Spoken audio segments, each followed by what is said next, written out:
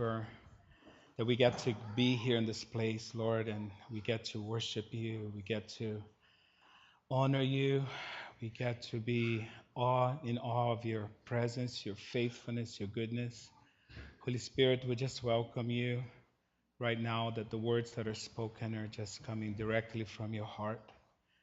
And we just thank you, Father, for the opportunity to share our heart, share my heart with my brothers and sisters, Lord. And yeah, we just thank you in Jesus' name. So I just got to meet Matthew today. He's visiting us here from New Zealand, right, Matthew? Welcome.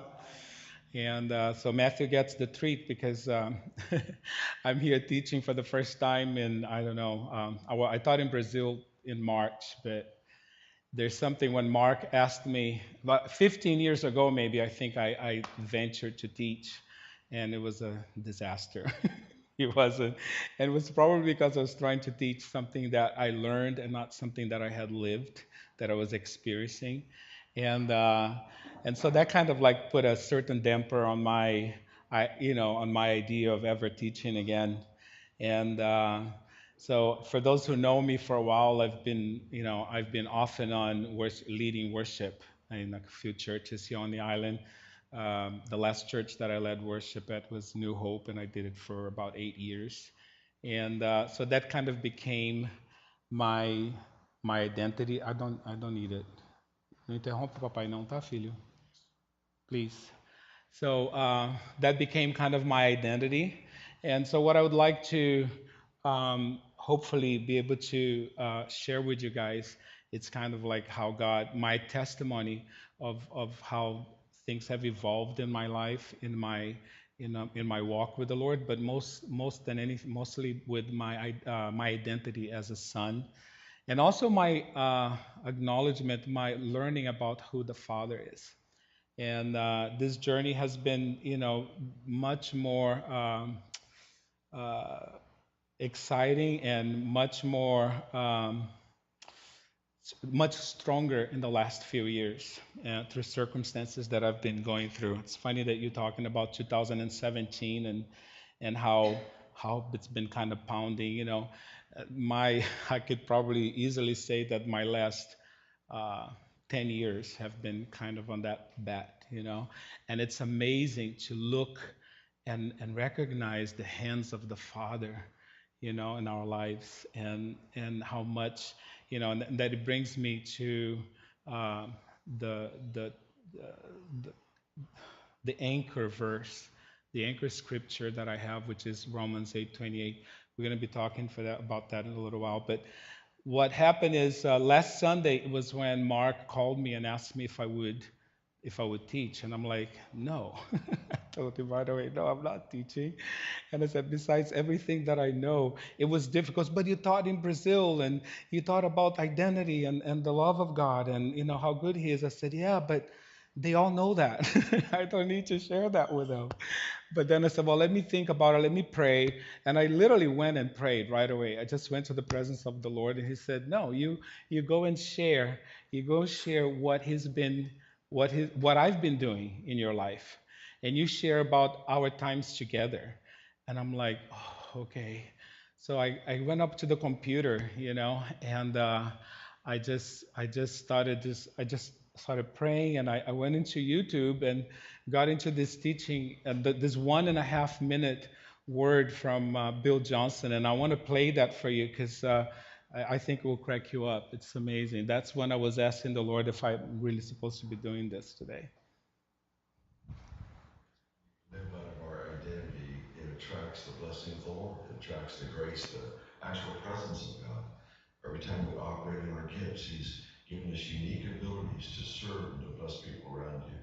So my encouragement to you this week is to use everything God's given you, whether it's time, it's your giftings, whether it's resources, that you use everything you have for the glory of God. And let's watch as God uses you to release His presence into the lives of the people around you, just by you being naturally who God designed you to be.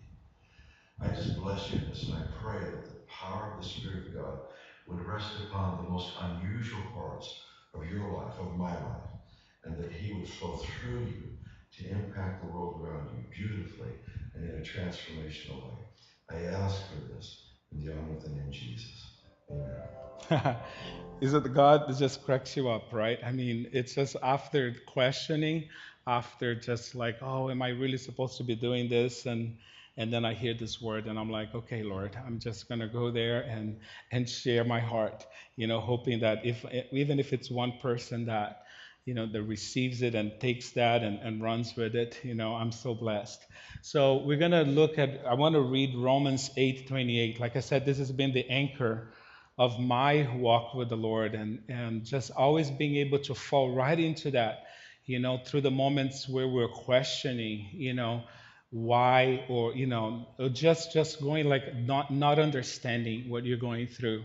And this is from the Passion Translation, which also has been kind of like my go-to translation right now. It's just amazing. It just expresses my heart. I just start reading and I start crying because it's just like it just speaks volumes of how I feel. I'm going to read this. So we're convinced that every detail of our lives is continually woven together to fit into God's perfect plan for bringing good into our lives. For we are His lovers who have been called to fulfill His design purpose. And this is, in the different translation back then, it was still like, God works everything together for good.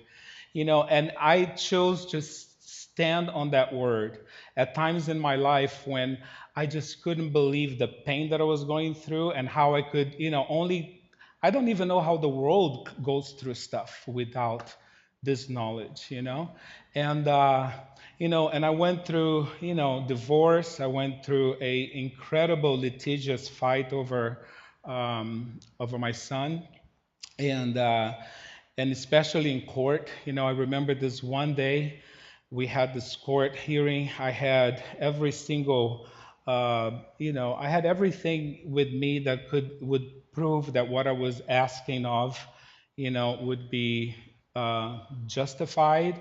It would be, just because of everything that happened.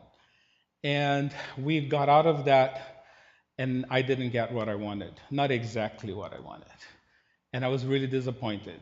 My attorney was extremely upset, and we got. I went home. I shared with my mom what had happened, and I just went up to my room. And at that point, I was just like in such this almost in despair. And when I look back today, I go, wow, this was like an emotion that really, was over. It was, but that's what I felt at the moment. When you can go back and look, you can go, okay, well, I was probably a little bit over the top with that emotion. But regardless, that's what I felt at that time.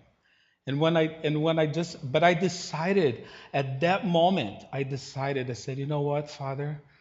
I know you're good. I know you're going to work this together. I know you're taking care of my boy. I know that you love him the same way you love me. And I know that he is your boy. And I'm going to choose right now to surrender this to you. And at that moment, something happened inside of me. Some, I started feeling this touch, this presence, this hug, if you could call that a hug. And it completely, it was a new thing for me.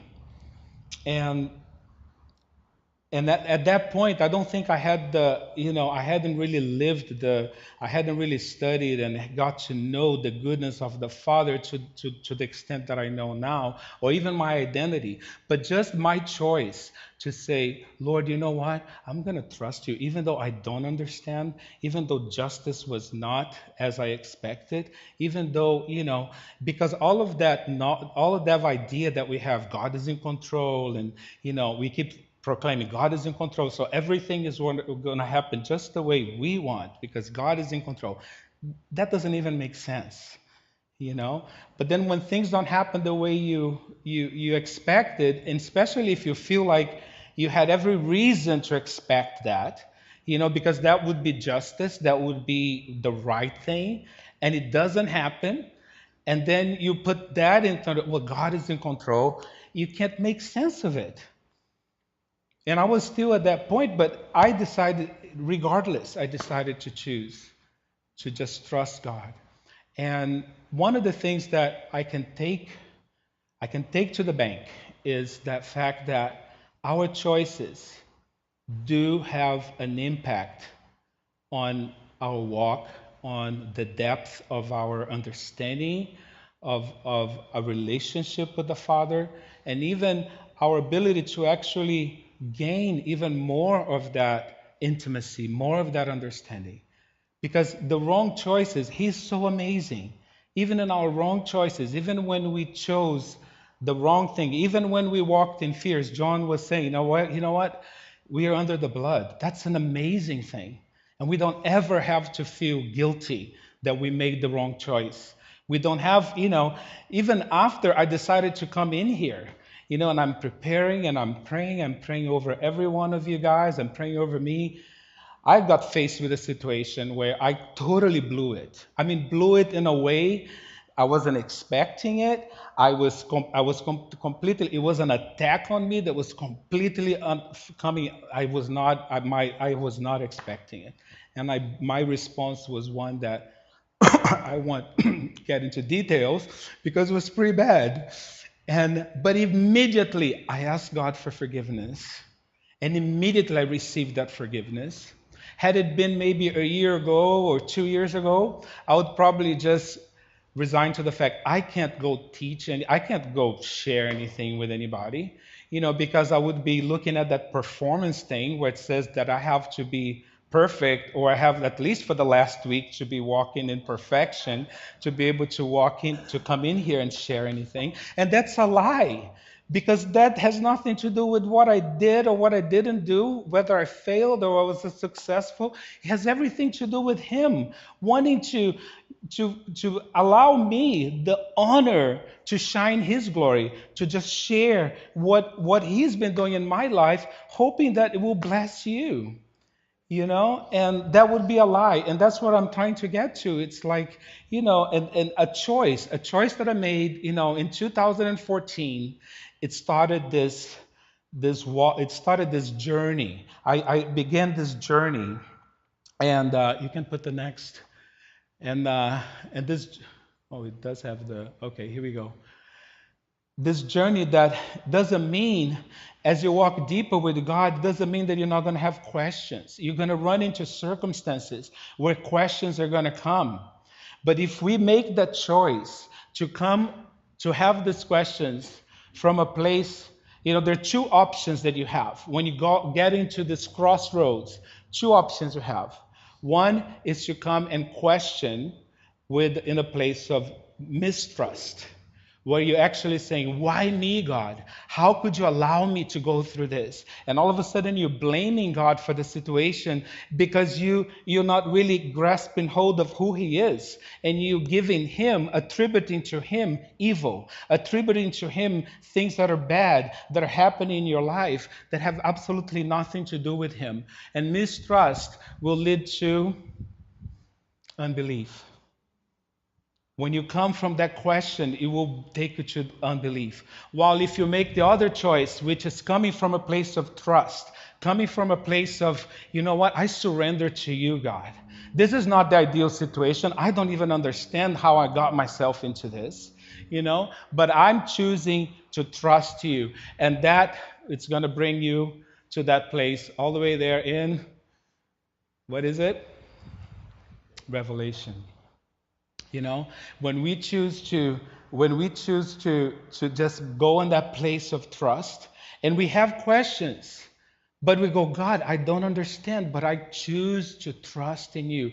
I know who you are. I know that you're going to work the situation together for good. You're not the one who caused this situation. You're not the one that created this to teach me something. You're the one who's going to take me through this situation, and you're going to be glorified in it. And we have two examples in Luke 1, and we're not going to read Luke 1, but I don't think, yeah, that's the next. No, okay, that's not the next. So in Luke 1, we have two really cool examples. We have the first one is Zechariah. Who remembers what happened? Zechariah was going to go to minister to the Lord. He was chosen to minister to the Lord, and Gabriel came to announce John's birth, that he was going to have a son. And Zachariah's question came from a place of mistrust. And I'm going to read this to you here, which is also in the Passion Translation. It says, "How can I believe these? How can I believe this? For I am old." You know? And he came from that place of mistrust, like, and that was what? Unbelief, right? And that caused him to what? Gabriel said, "You know what? I'm going to keep you quiet here because you're going to mess things up. If I let you open your mouth, you're going to end up messing things up. So you better be quiet until John was born." And then, yes, he had 9 months to catch up, right? And then he was worshiping and he was praising God. The first words out of his mouth were praise and worship. So we see also the redemption in that, right? And then the second one in the same chapter is really cool. It's Mary. Mary Gabriel, the same angel goes to Mary and asks Mary, comes and tell her, he says, you're gonna have a baby.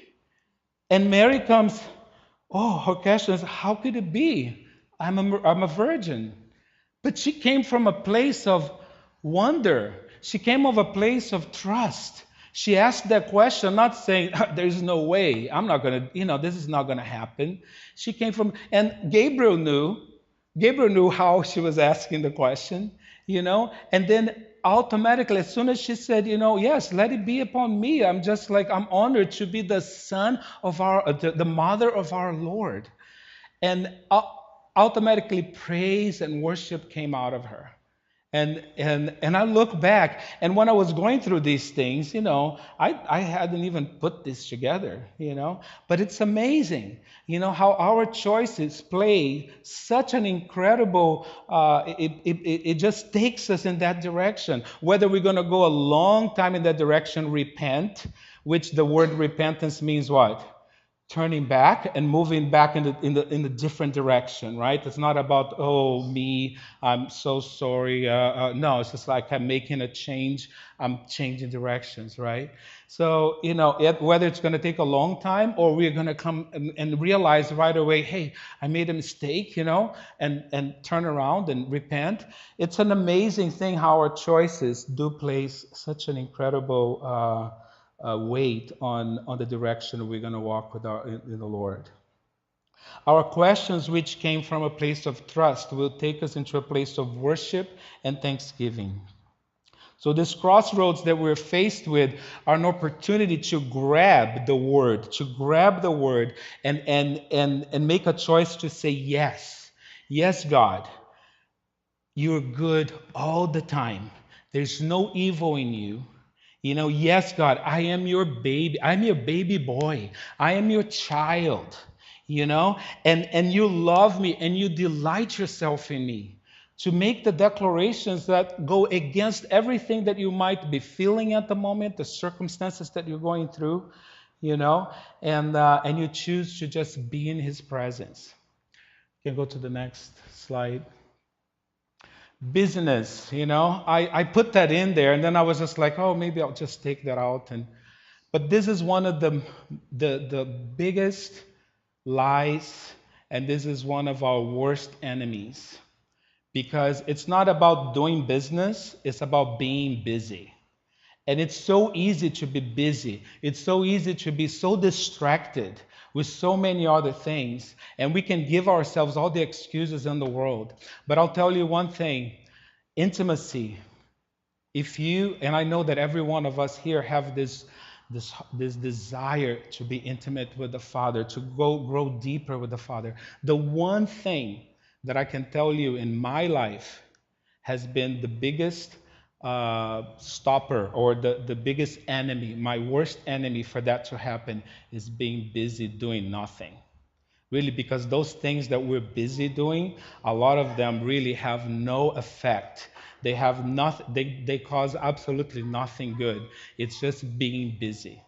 Whether you're in front of, phone or iPad or TV, or, I'm just talking for myself. I've seen, like, you start get in front of Facebook, next thing you know, 2 hours went by, and you're going like, oh, I got to run now. I got to do this.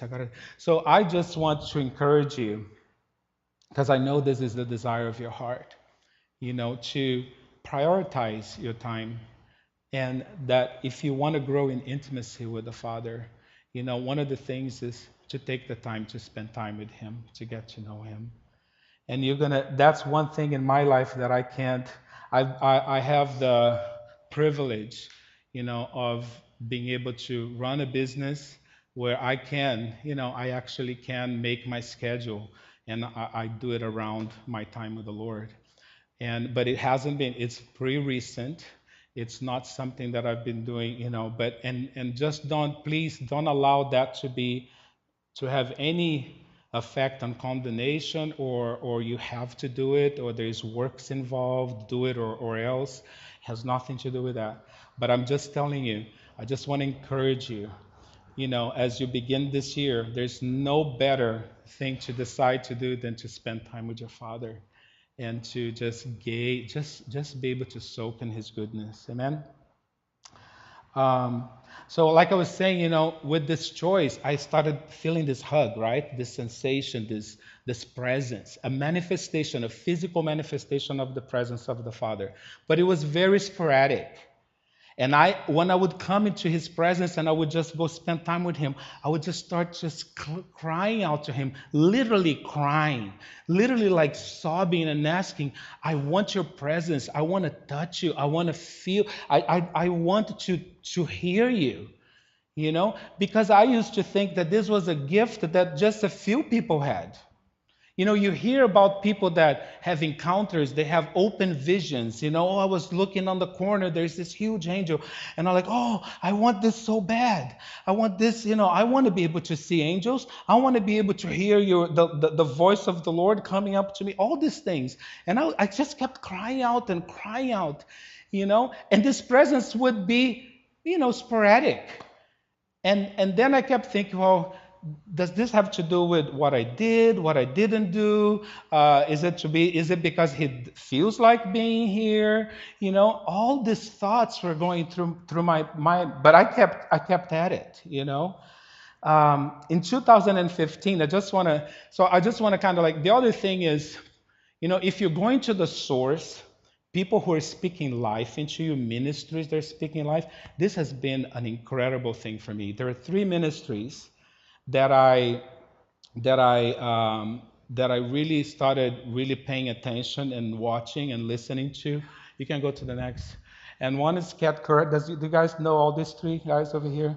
Kat Kerr, Jonathan Welton, and Bill Johnson. Bill Johnson, obviously, is the guy who just talked. And this minister, just to give you an idea, Jonathan Welton, we did the School of Ministry with him.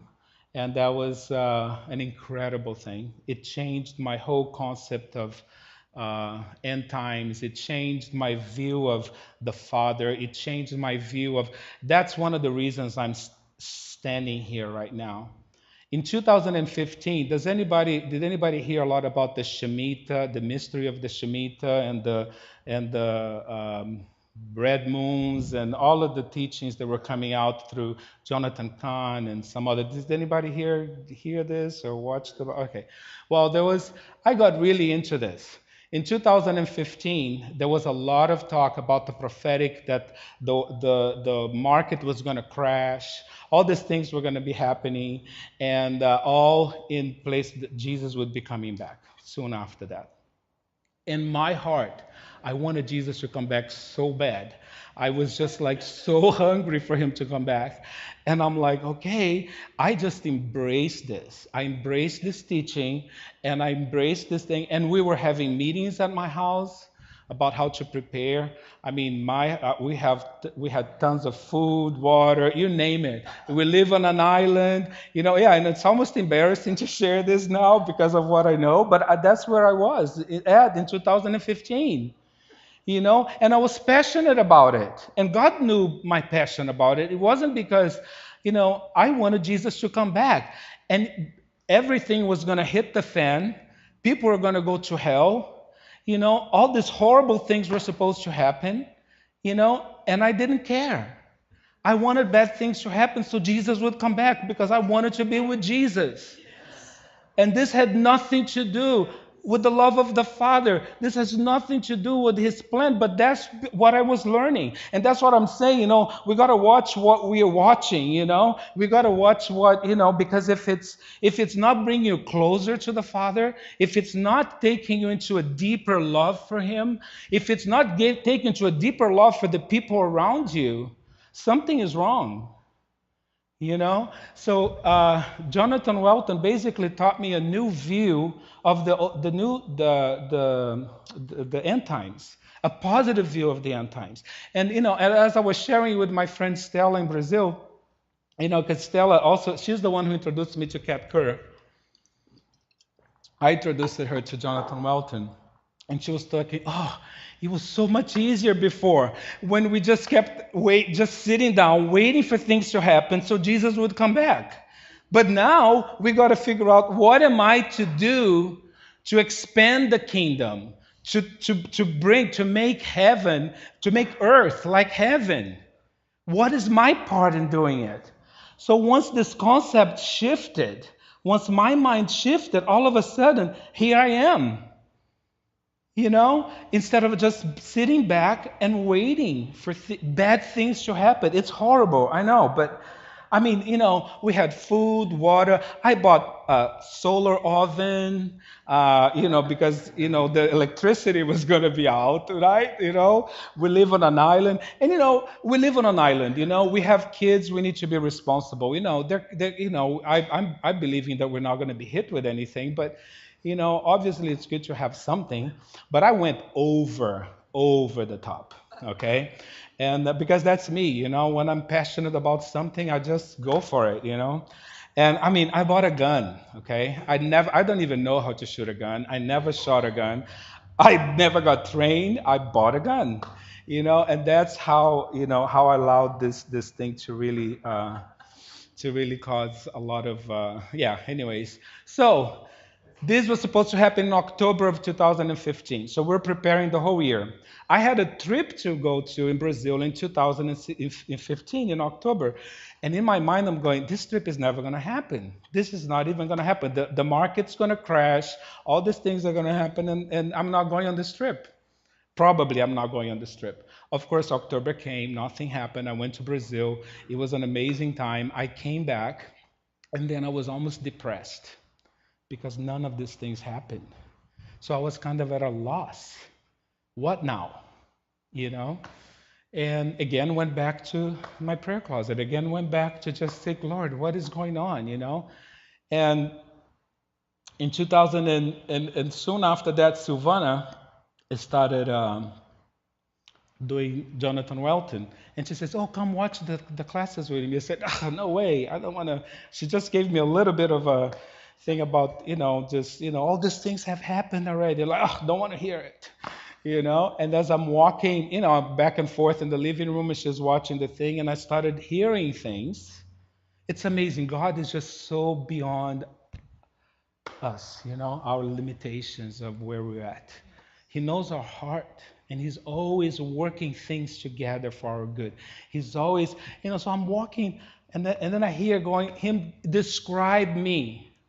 We were waiting for all these bad things to happen, and da da da da da. It's been like that since Jesus left. Since after 70 AD, all these things, and then they don't happen, and we're disappointed. We want bad things to happen. How does that have anything to do with the love of the Father? And then I heard that, I go, oh. And that's when I started getting open. And then, and then we have, and then here, who was here when we did the God's Good series? Were you guys here? We did the God's Good series with Bill Johnson. And that's something that I hope we get to do again. It's 20 minutes teaching. It's just amazing. We can talk about it. Maybe we can do it on Sunday mornings. I don't know. But this, to me, was incredible. It just took me from the time that God put man on the earth and created Eden, and all the way through Jesus, and Bill Johnson does an amazing job at showing us the essence of who the Father is and strengthening. Even if you already know that God is good all the time, that there's no evil coming from Him and all that, it's amazing to go through this again. So I got to learn about God's goodness. I got to learn about my identity, okay? I got to learn about, hey, I have a call in my life. God has something for me. Well, even if He doesn't, I want to do something. I want to be part of expanding the kingdom, His kingdom here on earth. Jesus said, greater things you will do. Greater things you will do than I have done. And we are not even close to being equally as good as what He's done. To get to be more, we have to be what? The same. Correct? We're not even there. And I don't believe Jesus is coming back until every word He spoke comes to fruition. Everything and He said, greater things we will do. Okay, now I want Jesus to come back. I do. It would be great if He came back in my lifetime. But I said, you know what? Regardless, I want Him to come back. Whether I'm here or not, I want Him to come back. So what is my part in Him coming back? Well, then there was Kat Kerr. Kat Kerr, who knows Kat Kerr? Can you raise your hand if you know who she is? Okay. Kat Kerr has a ministry. She's a prophetess of the Lord, and she since the 90s, God has been taking her up to heaven. And she gets to see heaven. Nobody sees her. She sees what's going on over there. She shares just to give us a real excitement. And she talks about other things too, a lot of other things. But that was the part that really got me. She started talking about these mansions in heaven, and how if you like a waterfall, your mansion is going to be by a waterfall. And she went into this mansion that near this huge waterfall, and every time you went to a different room, the house would turn so that you would always face the waterfall. It's an amazing. The ceilings there's no ceilings in the house because there's no rain, there's no snow. Everything is beautiful. It's like you're looking at a portrait every time you look up in your house. So all these amazing things. But she talked about the throne room. And how we have this view of the throne room. God is on the corner way up there, and there's this steps, and He goes up to this throne, right? That's usually what we see in pictures. And she goes like, oh, the throne room is alive. Everything is alive in heaven. And every time, if a lot of people come to the throne room, the walls move back so that there's room for everybody. And then where isn't it to bring it back down again? And she says that the throne is right in the middle of the throne room, so it can be accessed from any direction. And you can go there and you can be in the presence of the Father. And you can just sit with Him and you can talk with Him. And I'm listening to all this, and I'm like, wow. Not to mention that when somebody just says a word of praise, and then all of a sudden there's this wave of praise, and the flowers start praising, and the trees, and it hits you and you start praising. And the next thing you know, like the whole heaven is just so this also, to me, I know this is not the Bible, but I'll tell you, it excited me. And all of a sudden, now I'm back in my prayer time going, Father, I want this. I want this. I want this, And anyway, so we'll get to what the Father told me afterwards. Let's go to the next. We're going to talk about imagination. Imagination has this incredible, and it's been an incredible thing for me. And just being able to imagine these things that Kat Kerr talks about, imagine what all these things that even Bill Johnson talks about Eden, and it's just an amazing thing. And I don't know if you realize, but imagination is imagine. Who was a kid over here who imagined things, flying, who had imaginations? Sometimes I think we get older, we almost forget the kind of things that we imagined, our life of imagination. And imagination is an amazing thing. Everything created, everything that man built, that created, was once what? He imagined it. And he pulled it out of that imagination and said, okay, this is what I'm going to do. I'm going to create this. Okay? So imagination is a powerful thing. And I remember in Brazil this year, I got to teach A few times I taught or worked. It was all about the God's goodness and our identity. The church is so hungry for this over there. There's such an amazing misconcept of God in there. And that totally stops. And so, because of this misconcept we have of the Father, we engage in judgment, we engage in all these things that are not furthering the kingdom. They're sending people away from the kingdom. And so when people hear it, they hear how much they're loved. Oh my gosh, it's like you're telling them Jesus died for your sins and you can go to heaven. There's this amazing thing where people are just hungry. They're just as hungry for that as they're hungry to get saved. And so when I went to Brazil, I got to talk about that, but imagination for me was a taboo. What I was experiencing, because I was thinking things, I was seeing things, and I had said, no, this is my imagination, but I don't know how to share. I'm living it, and nobody's gonna take it away from me.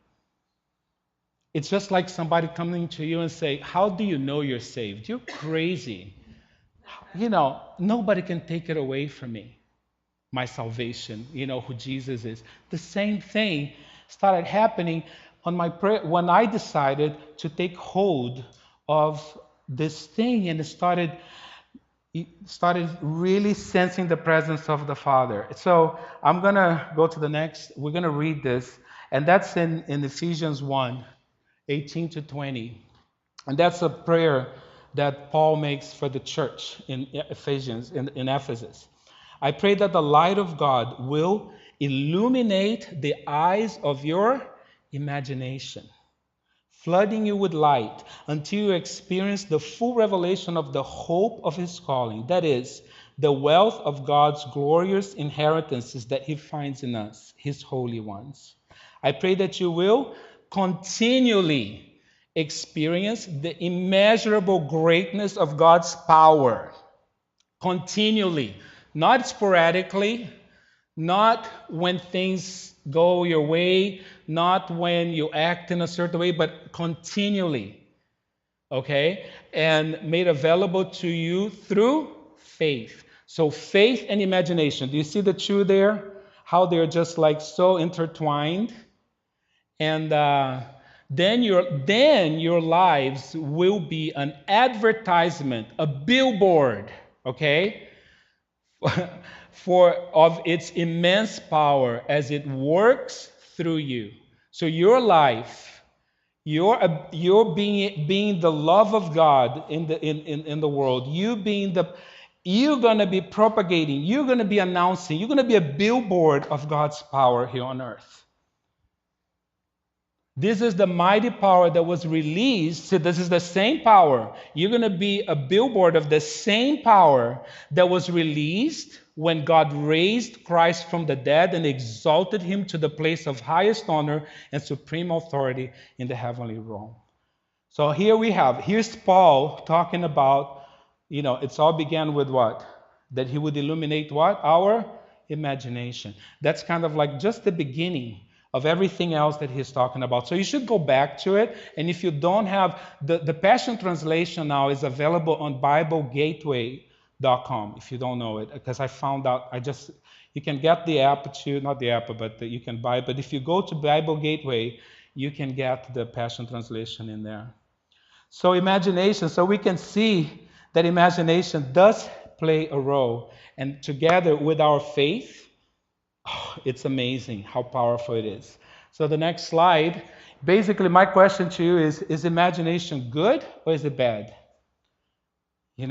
Imagination is neither good or bad. Imagination is neutral. Think of imagination as a projector, right? So what you have to put on that projector, okay, what you grab to put on that projector, it's going to reflect. That's what you're going to project. So if you are filled with the Word of God, if you're filled with faith, if you're filled with love, if you're filled with, that's what's going to be projected. Your imagination is going to bring, what you're going to be able to grab is that to project into the world. That's what's going to bring a physical manifestation in your life. And that's again goes back to the touch that I now have continually. I don't have to ask for it. I don't have to beg for it. I don't have to hope that it's going to happen. It's continually there. Okay? And so imagination is neither good or bad, it's neutral. It's like a projector. We choose what we load into our projector. So let's get to the next slide.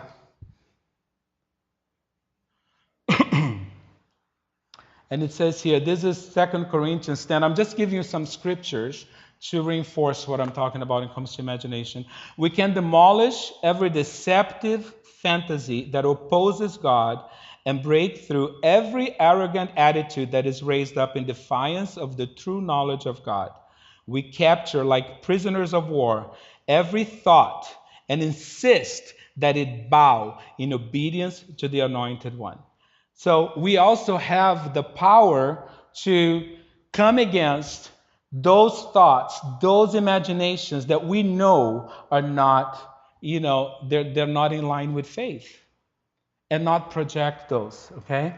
So did Jesus say anything about the power of imagination? Do you know that Jesus did have an incredible, this is an incredible word that Jesus shows about the power of imagination. Let's go to the next slide, please, Alexis.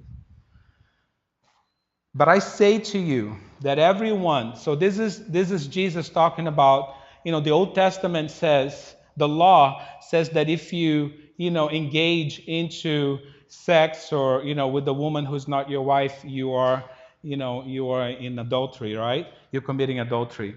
But I say to you that everyone who looks at a woman with lust for her has already committed adultery with her in his heart. So you see the power of when you imagine something and you think of it, and all of a sudden now your imagination is creating this thing to happen. It's happening in your imagination. And it's going to bring a physical manifestation in your life. So imagination basically, it's how you're going to grab good things or bad things. Imagination is how God speaks to us. For those of us who don't have the gift of, of open, open visions, and I think even the people that have that, that's an add-on. But we all have this gift of being able to grab on to things that are, by faith, grab on to these things that are, and make them ours. And so when let's get another example here. Let's go to the next. We're talking about these 5 senses, right? We have the sense of sight, touch, taste, smell, hearing. We learned the worldview is that unless this happened, it's not real. Correct? Now, Jonathan Welton, one of the things that I heard from him that I thought it was really cool is that he said that for the body, the soul, and the spirit, all 3 of these have the 5 senses. So one thing that happens in the spiritual realm that you can see in the spiritual realm, you bring it, okay? And that becomes, that has a physical, it comes through in the physical realm. And we're going to have a couple of examples of that. Of power of faith manifests itself through imagination. You grabbing the vision of this thing that you don't have, but you believe, right? Faith is what? It's the manifestation of something. This has not happened yet, but in your heart, it's there. And you're taking possession of it, right? So where does this thing begin? It began in the imagination, all right? So by grabbing that vision and bringing it into the physical realm, causing physical senses to react. The first example, let's go to the next slide. We're seeing it here in Matthew 9:19-22. That's the woman with the issue of blood. Everybody knows the story. So Jesus and his disciples got up and went with him. Just then, a woman who had suffered for 12 years with constant bleeding came up behind him. She touched the fringe of his robe, for she thought, if I can just touch his robe, I will be healed. So she thought, she had the thought, She saw it in her mind. If I touch the rim of his robe, I'm going to be healed. And then what she does, she acts on it, right? So I'll be healed. Jesus turned around. So she touches Jesus. Jesus turns around, and when he saw her, he said, "Daughter, be encouraged. Your faith has made you well." She was instantly healed. She saw it in her mind. She believed that by faith, and she put it into action. So, what happens in the physical realm? She got healed, right? Her body was healed. And Jesus felt this surge of power coming out of him. Isn't that amazing? And it all started with that imagination. The next one, it says here, we're going to Ezekiel. And Ezekiel, prophet of the Old Testament, the voice said to me, "Son of man, eat what I'm giving you. Eat this scroll. Then then go and give its message to the people of Israel." So I opened my mouth and he fed me. This is a vision. The Spirit of God is speaking to him. And he's basically there and he's like, "Open your mouth." He puts the scroll into Ezekiel's mouth. He eats it. And what happens when he's eating it? It tasted as sweet as honey in my mouth. So taste, a physical sense, happened with this vision, and he allowed this vision to come in and take power, or basically take. So we have these two positive examples of how imagination played an incredible, was the beginning. You go back to Ephesians and read it again, and so the next one is like, we have also, we have a couple of, and we have two pictures over here. One is, you have a less than positive diagnosis from your doctor. This week I was not just praying for Crystal, but I was praying for you guys a lot, because as a parent, it's just, I just kept speaking the peace of God, in their hearts, because it's just an amazing thing, when you have kids, it has a different spin, You want it to be on you, not on your kid. You don't want it to be on anybody, but you'd read it to be on you. And having the peace to go through it, it's incredible. So, so when you hear a diagnosis of a doctor, that automatically, it's a thought that goes into your mind, right? And you can either go, you have two directions. We go back to that picture, we have two options, right? So you have then in your head, you're going, sickness, you have two options, right? Sickness, going to be bedridden, I'm going to die. Another one that says, Jesus died. Jesus, by his stripes I'm healed. And you see Jesus going into your body, or in the body of your kid, and going and say, "Jesus, you are the master surgeon. You are the master healer." And I see your hands going right in there. Whether it's through the hands of the doctor, whether it's your own, I don't know. But whatever, there's two options. And then you see that vision, and you imagine, and you bring it to, and then all of a sudden peace comes in. All of a sudden, in your physical, you're getting a touch from the Father. And then same thing, you go to the ATM, there's no money there, and your rent is due, and you're going, "Oh, Father, you're my provision, you're Jehovah Jireh." Or you can say, "Oh, I'm going to be, you start putting all these thoughts, and you imagine. It's so easy to imagine. When we're angry at someone and we don't forgive, what happens? You start imagining what they're saying, you imagining what they're thinking, you imagining how they hate you, whatever. Or you can say, "Father, I forgive this person, and I speak blessing to this person because you love him, you love her so much, and I want to see them as you see them." And all of a sudden, in your physical, you're just going, So you see the correlation of these things, right? So the next one here, we're going back to the projector again. And, it's basically your choice. What you're projecting into, is what you're going to be able to sleep like this baby in the midst of the chaos or whatever that's going on, or you're going to be completely like, you're going to give yourself into all of these negative things that are, lead to depression, sickness, and we talk about, again, it's not just about, it has a lot to do a lot of times with forgiving. That's another part. I've had so many opportunities, and I've had my moments where it took me more than what I would hope it had taken me to forgive. But I'll tell you, it's an amazing thing when you can live in forgiveness. When you can come and say, boom, I choose that right now. And it's not taking as long anymore, thank God. Um, so going back to where I was in the beginning, where I said,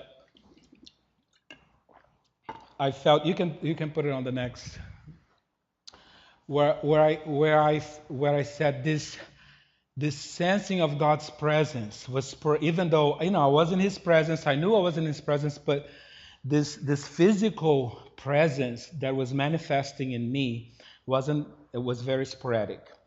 And I remember going back and just saying, God, I want to touch you. I want to, crying and crying and just asking Him. And then one day, as I was doing that, I just heard Him say to me, I said, you know what?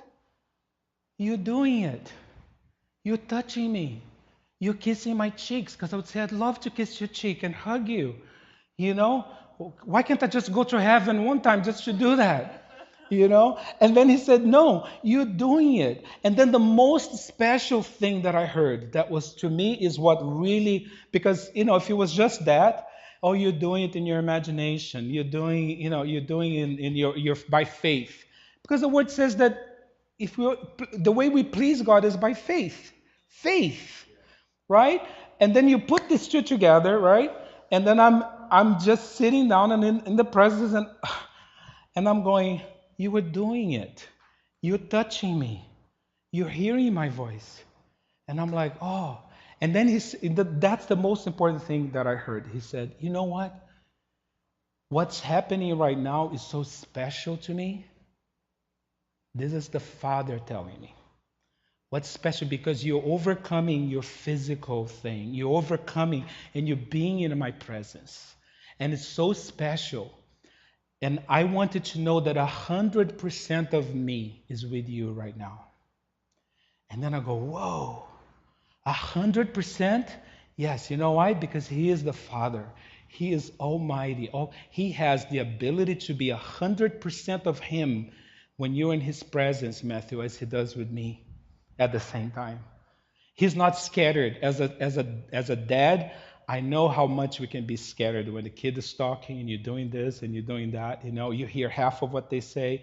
No, the Father is 100%. And then the other thing was that this is so special to me. You know why? Because when you're in heaven, you're not going to have that opportunity anymore to exercise this faith, to exercise overcoming. And then I'm going, oh, and the angels are in awe that we get to do this. The angels are in awe that we go, by faith in His presence, and you say, Daddy, and He's, boom, there. I say, Daddy, boom, and His hug is there. I don't have to wait anymore. I don't have to beg for His presence anymore. All I have to do is just be me. When I said that I sinned, I reacted to something was so like, oh my gosh, this was nothing like even a Christian would say, never mind somebody who's going to be teaching in front of anybody in a few days. But yet that thought came and I'm like, no, you know what? I feel really bad I did that. Father, forgive me. And boom, this presence was there. I didn't have to just wait for anything. I didn't have to wait for this buffer time to, so that I would be able to be forgiven, that He would react to my forgiveness. Okay, no, I'm already forgiven, Yeah. So so I wanted to look at this picture, Can you, I wanted to, now look at the picture and I'll close your eyes. Can you see yourself in His arms? Can you see yourself just like this little girl, just like resting on His shoulder, And she feels His warmth and she feels how safe she is in His presence. And as you picture that in your mind, I want you to just know that that's who you are. Whether you are there or not in your mind, whether you can see yourself there, that's who you are. And that's who He is. And I would like to go further and ask you to just, as this is a great day. It's the last day of the year. It's a great day to come up with a new resolution. To just say, you know what? When I'm in your presence, Father, I'm going to see you, I'm going to touch you, and I'm going to live who I am. I'm going to be in your presence. With me, it's so funny because when I'm in the presence of the Father, it's a whole different the whole different thing. I'm usually on his right next to him, and he's sitting right next to him and hugging him. While when I see Jesus, there's so many people around Jesus, so many people. And then I come and I call him, and he sees me, he smiles, and I run to him, and all of a sudden I can't see anybody anymore. It's just me and him. And the Holy Spirit is a whole different thing, because the Holy Spirit, I just like, that you would live inside of me. I'm just like, So I just want to encourage you. This thing of imagination, for me, was such a taboo. I didn't want to share with anybody because I thought it was weird. And then I started looking, and I started saying, wait a moment.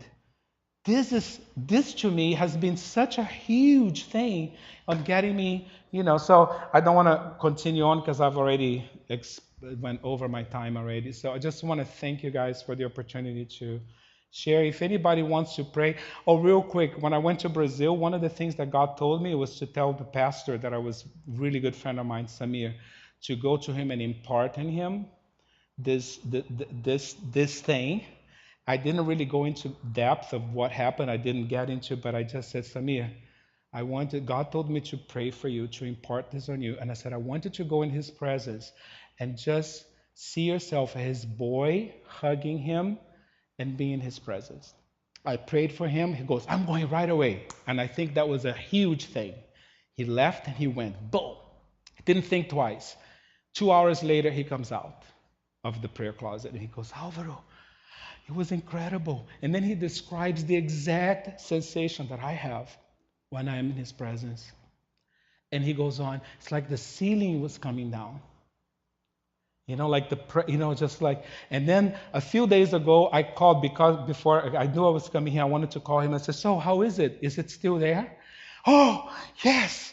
Oh my gosh. And so on. So, I just want to encourage you, give yourself the opportunity to tap into something that I know since we were kids, it's been, because the world will just sniff that right out of us. And that's a lie from the enemy. All right? So, Father, I just thank you for this day, Lord, again and again. I thank you for the opportunity to share my heart, to share your heart, Father. And I just pray right now over this congregation, over everybody here, those who had to leave.